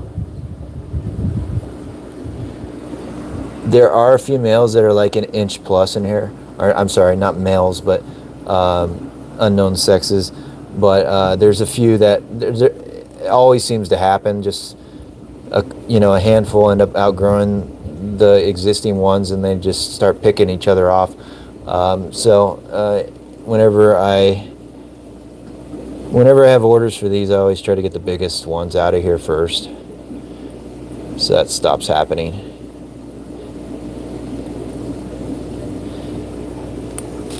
And then let's go. Let's go move around over here. So I went over these guys. These are the Altafrons, Criboheros Altafrons. I love these things, but you're not going to see their beauty right now with this downgraded video. Below this 75-gallon tank is our Braziliensis fry,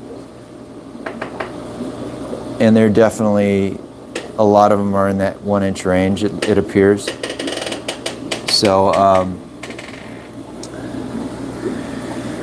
and then of course, here's the 180-gallon, which it's kind of a colony now, a community. It's got more species than I usually keep together. It's got Carpenters. It's got an Alfari in here that I was trying to see how they hold their own, and definitely doing good so far. I have a female Trimec there in the back, which is my nice male's female, but I keep them divided because I don't really need to breed them right now, and I don't want to risk losing that female. And there's also a firemouth in there too. See if that fish will come out way in the back. And then of course the main attraction in this tank are the Depuy, or the Depuy, which are same genus as the blue Texas. And watch this female here. This female is aggro.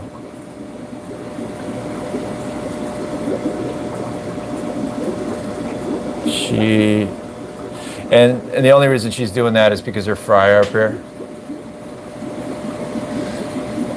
I pulled about 80% of her fry initially, and I left her the rest, and obviously the ones in the tank are not going to last very long. They disappeared quickly, but she can still see her fry, and I sometimes try to cover that up and put like a cardboard piece to block it, but she was still able to tell.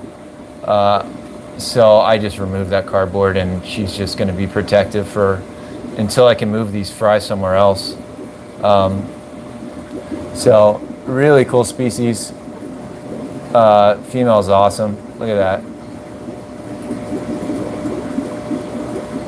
Freddy, you've kept Depuy before, Depuy, I believe. I don't know if you still have them, but what was your experience with them? I haven't kept these guys that long. I got these from my buddy, and they're wild caught pair, Rio Bobos, I believe, and I've really enjoyed them so far. A lot of activity, beautiful, beautiful blues they show. Not in breeding dress so much, but I really like them. I love the breeding dress too. So let me read some of the comments here, guys. Sorry.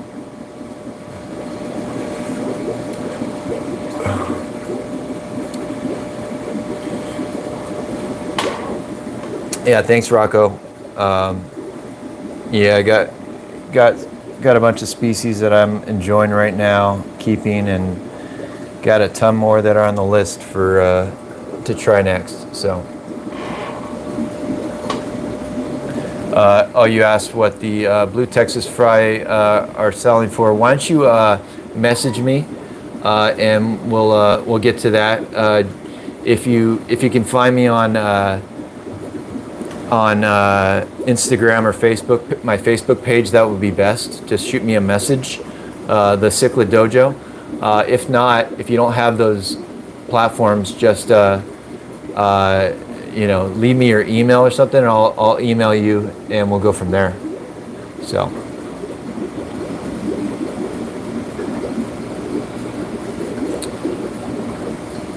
Freddy said his wife have car problems, got to go. No problem, Buck. Thanks for stopping by, man. Take care. Hope you fix it.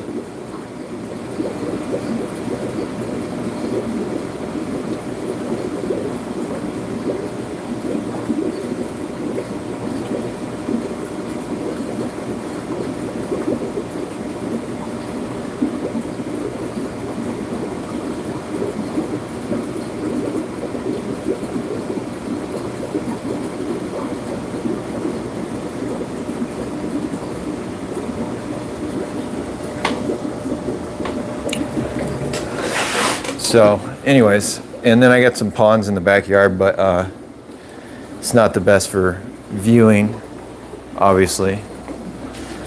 So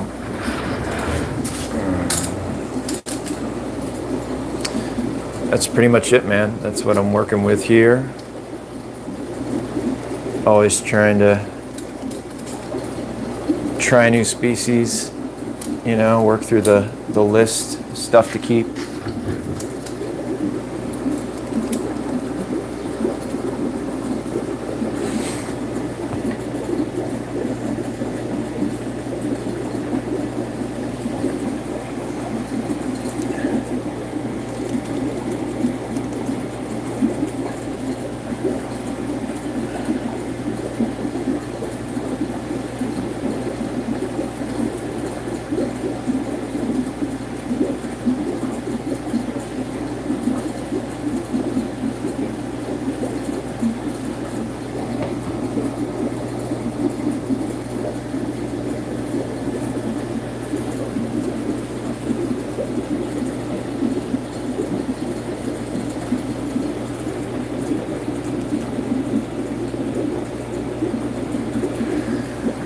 All right, guys,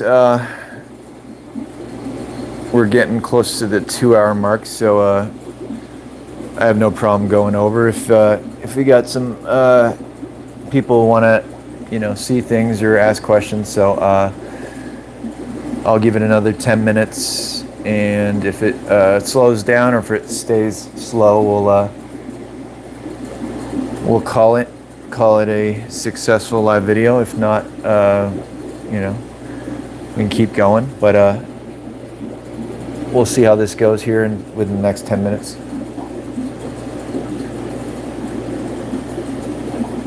Yeah, Rocco, just go ahead and check. The Facebook page is pretty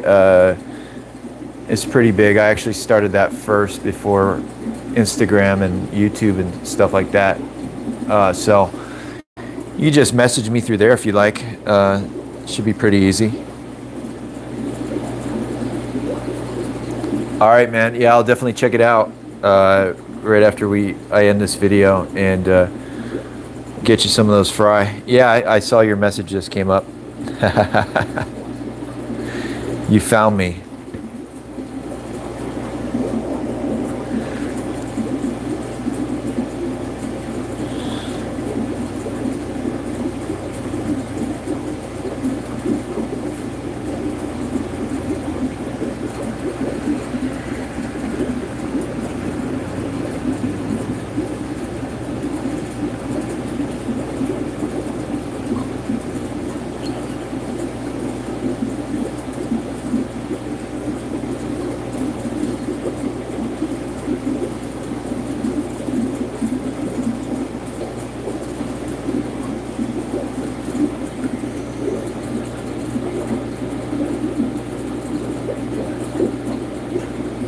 Yeah, I get the message. Thank you.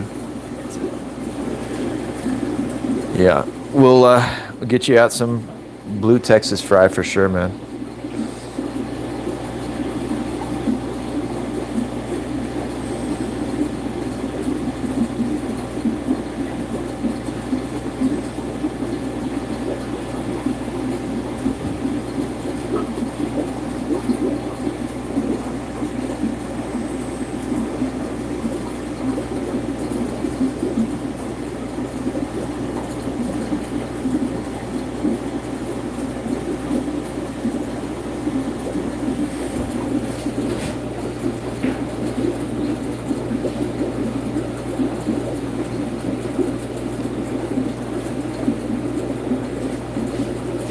All right, man. Yeah, go get your water changes done. No, I don't stream every Sunday. It's kind of just whenever I can find some time. I as a goal, I try to do it once a month, but it's very sporadic. You know, whenever I can find a time slot, an opening, I'll do it. So, and I'm terrible at planning it. Maybe you could actually help me out with this. I've tried to schedule it ahead, and when it came time to me getting back into that, when it's supposed to go live, I couldn't do it. And so, the only way I know to do it is just to start it right at that moment. So if you have any advice, I'd appreciate it on scheduling ahead. And I'm only using my phone to do this stuff. So I'm very primitive with my capabilities here on the videos and the YouTube, so always looking to learn more though. So,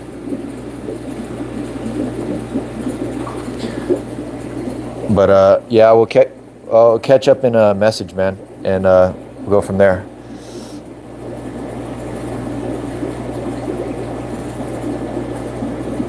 Thank you, man. I appreciate it. I'll give you a shout out.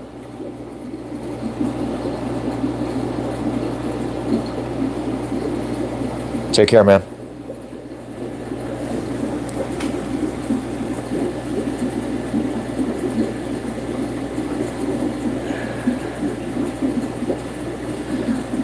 Have a good Sunday, man. Take care.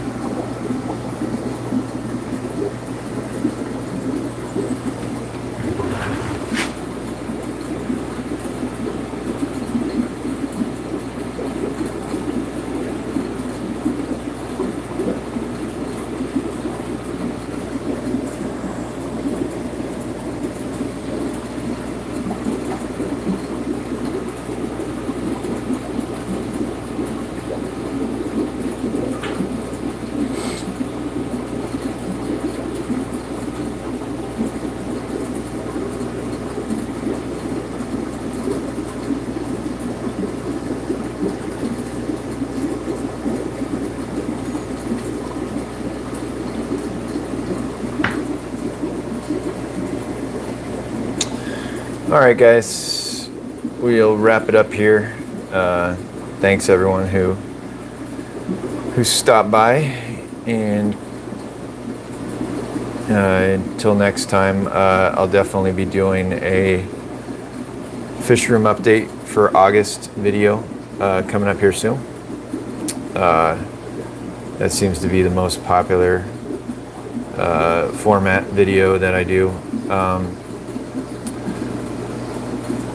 Hey Jesse, you came by right at the end.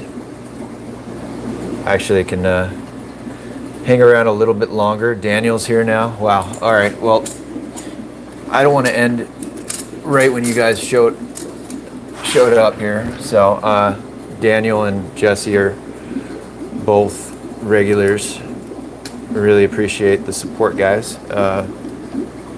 If you guys have anything, I'll stick around a little bit longer if you guys want to see or talk about discussion or whatnot. I'm game. So let me know. Thanks, Jesse.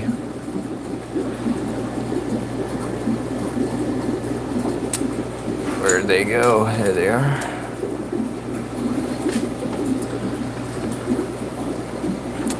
Try to do these things for at least 2 hours to let some people join in these videos. I know everybody can't be here at the same time, but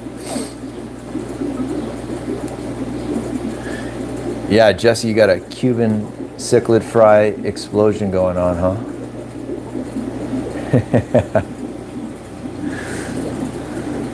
Yeah, that species has pretty large batches of fry.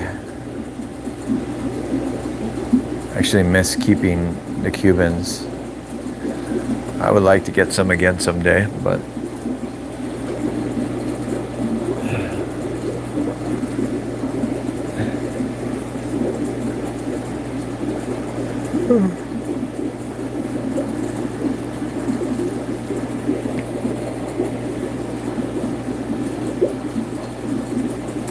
$300+, that's a lot of fry. What are your plans for all of those fry, Jesse?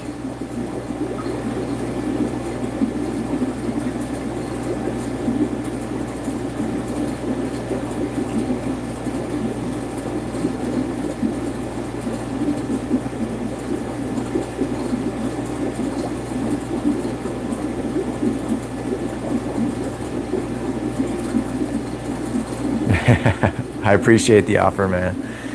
Yeah, I'm as you know, I'm sure, because I really appreciate you being a follower of the channel and supporting videos, and you're always commenting, so thank you very much. God, I am crammed with fish and fry. Whenever I have these breeder boxes still holding fry, it obviously means I'm waiting for a tank to open up. That's the struggles. I'm sure we all deal with that, man. It's just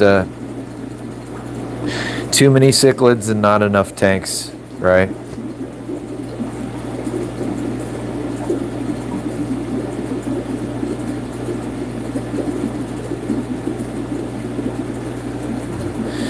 Yeah, Jesse, you should, I'm not sure where you're located, Jesse, but maybe you can find a nice local fish shop that you could work with and maybe get some credit or get some money back for those fry, Back when I used to breed them, there are definitely shops that are willing that wanted to get those and sell them in their fish shops, so maybe that'll be an option, especially if your pair is going to continue to produce like that, so.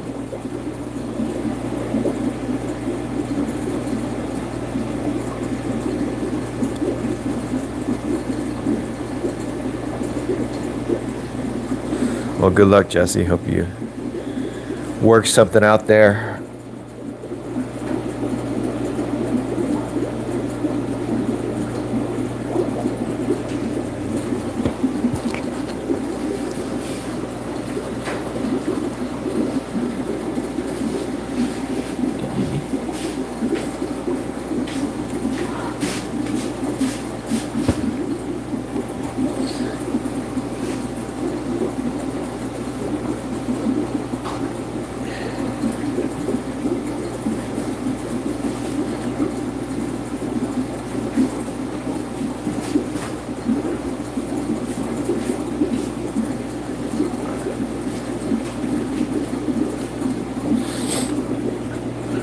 Yeah, Jesse, no problem, man.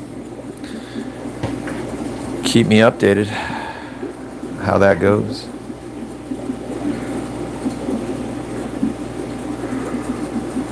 You might have to buy another 40-gallon, buy a 40-gallon tank, 40 breeder, and grow those things out in there.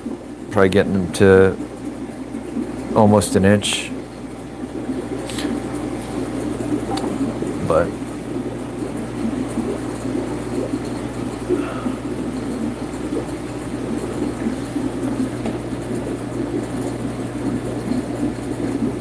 anything else, Jesse or Daniel, you guys want to see? Or Andrew?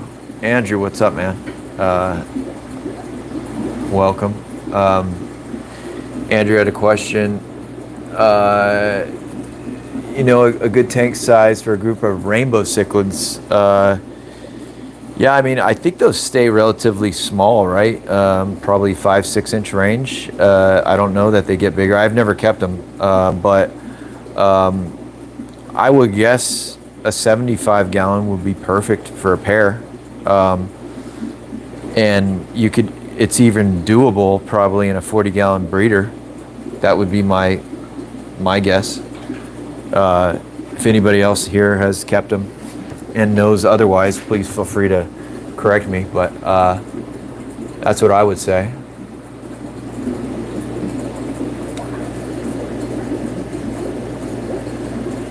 Jesse said he's got a 2 gallon, maybe 20 gallon, I'm not sure, 20 gallon long, already cycled, time will tell. Yeah, that's a good size, man. You can grow your fry out in there. A lot of the batch might get whittled down, but 300 fry obviously gets a little crammed in most tanks, but you can grow a nice little group out in that 20 gallon. Yeah, no problem, Andrew. Yeah, rainbow cichlids, I haven't ever kept them. I've always kind of had them in mind, but definitely, like most species, it'll be something on the list that down the road I'll definitely want to keep, someday. I like that they don't get huge either, a lot of the species that I've kept in the past just get massive. It's like, makes it difficult.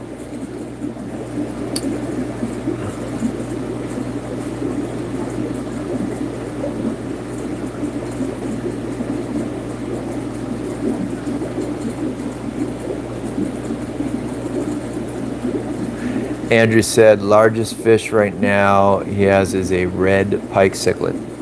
Nice. Yeah, those are beautiful, beautiful fish. I've never kept them, that species either, but very pretty fish.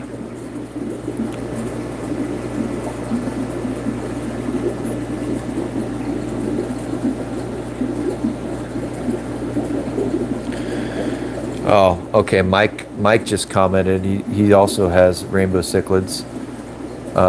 Mike, what do you think about the tank size recommendation that I threw out there for a pair of them? How big is your pair? And what tank size do you have them in currently? And what do you think is the minimum tank size that you would recommend to keep a pair? So, Andrew, maybe Mike can give you better advice than me, being that he's kept the species before, or he's keeping them currently.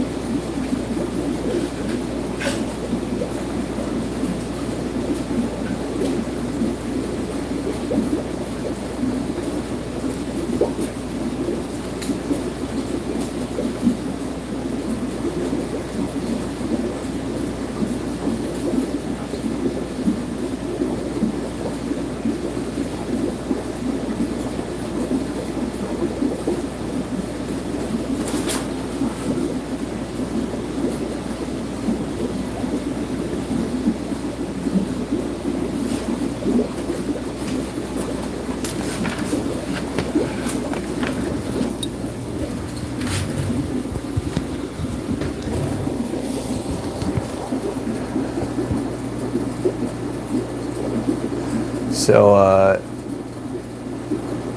Mike said his are in a planted 72-gallon bow front with angels and tetras. That's pretty cool. He got a trio from Tangled Up in Cichlids, and they do fine together. The male breeds with both females off and on. That's pretty cool. So I don't know what the dimensions of a 72-gallon bow front are, but it's got a good amount of gallons there for him. So Andrew said he's working on breeding his 5-star generals. Another species I haven't kept, but those look pretty cool. I've seen those, and I think those are aggressive. I'm not really sure. But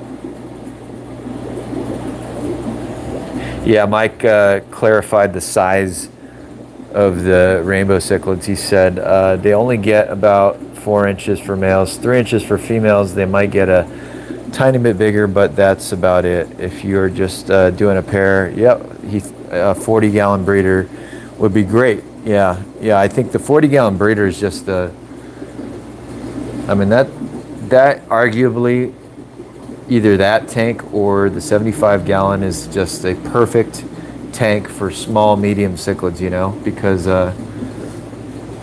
for one, you can get a brand new 40-gallon for I think you can get it for $50 at PetSmart. And so every time you have too many scratches or you don't want to deal with the refill, you just go buy another one, right? Really easy, really cheap. It's got 18-inch width front to back, which is pretty darn good considering it's only 3 feet long.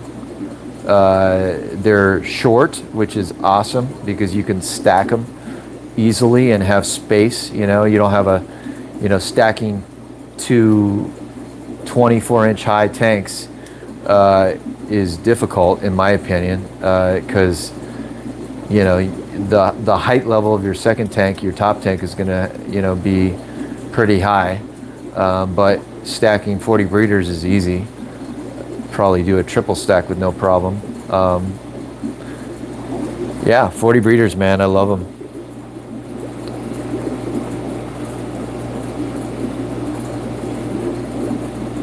Yeah, Mike confirmed. He said 5-star generals are in the jewel cichlid family and quite aggressive. Yeah, something definitely I want to experience someday for myself. But in the meantime, I'll just watch you guys keep them.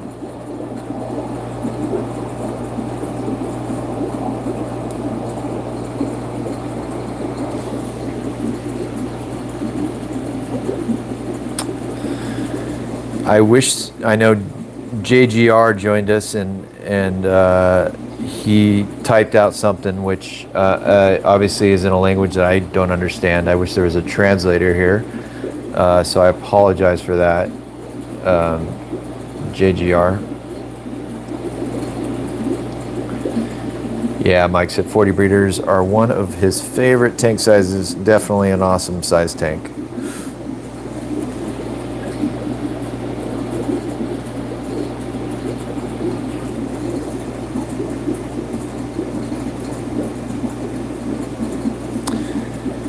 Yeah, aggressive fish. Andrew's got his living with a bircher and a rope fish, but they are fine. They don't like other cichlids. Yeah.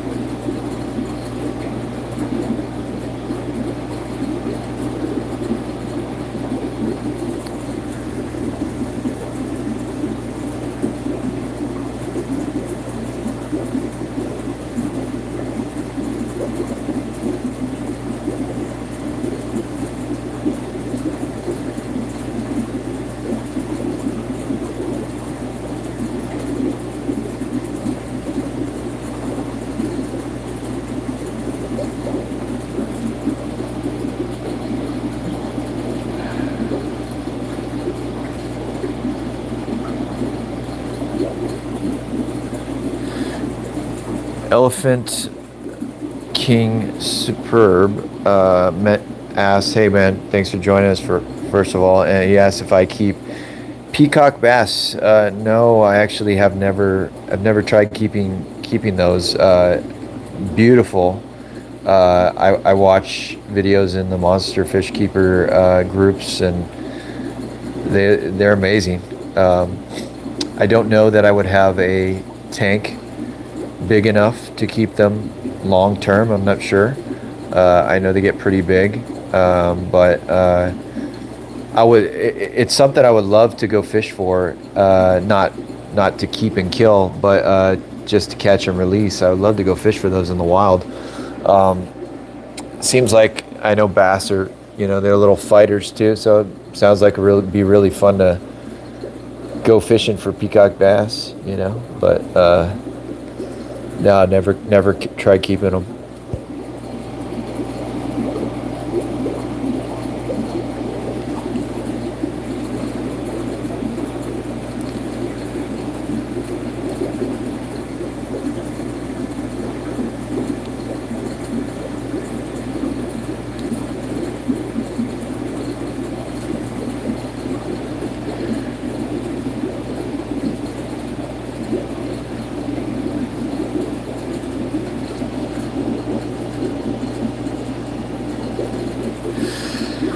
All right, guys. Well, we are coming up on the 2 hour and 20 minute mark, and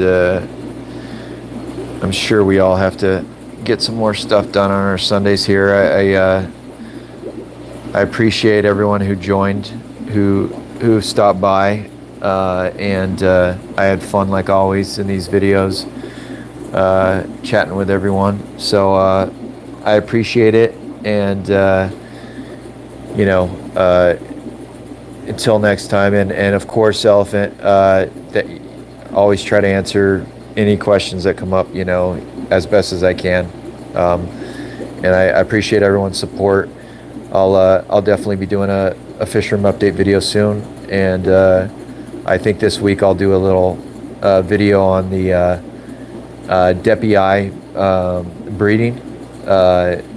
I got some footage of that, so I want to share that. So anyways, thank you guys for tuning in, and thanks again for all your support, and until next time, I'll see you guys. Have a good Sunday. Bye.